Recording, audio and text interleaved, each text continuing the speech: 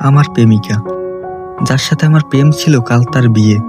মেয়েটা আমার পাশের বাসায় থাকে, দেখতে শ্যামবর্ণ, ডান চোখের কোনায় মায়াবী একটা তিল আছে। আমাদের প্রেম অন্য 8-10টা প্রেমের মতো ছিল না।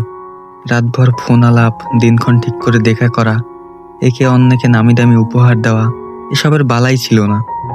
আমাদের দেখা হতো হুটহাট, অফিস ফেরা অবস্থায় অথবা ছুটির দিনে হুট খোলা ছাদে। যদি কোনো বিশেষ দিন হতো, একটু দূরে নদীর ধারে বা ব্যস্ত শহরের রাস্তায় মানুষের ভিড়ের মাঝে ফুটপাতে হাঁটতে হাঁটতে আড্ডা হতো। আমাদের সেভাবে কখনো প্রেম হয়নি।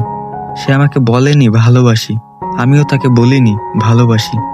তবুও আমি জানি মেয়েটা আমার প্রেমিকা, আমি ওকে ভালোবাসি, মেয়েটাও আমাকে ভালোবাসে।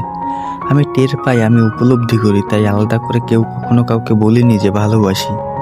সে জানতো আমি কখন ঘুমাই, কখন উঠি, কটায় আমার অফিস, কখন বাসায় ফিরি। সে আমাকে কখনো এসব জিজ্ঞেস করেনি। তবুও সে জানতো আমি ভালো আছি কিনা, মন ভালো নাকি খারাপ, মাথা ব্যথায় আমি কোন ঔষধ খাই, কি করতে ভালোবাসি, সে সব জানতো। আর শেষবারের মতো দেখেছি ওকে, চোখ ভর্তি দুঃখের জলছাপ, চোখের কোনায় তিলটা ফ্যাকাশে লাগছিল, কথা বলার সময় ঠোঁট কাঁপছিল।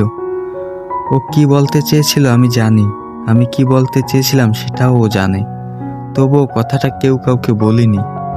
যার সাথে আমার প্রেম ছিল, কাল তার বিয়ে। মেয়েটাকে আমি ভালোবাসি, ভীষণ ভালোবাসি।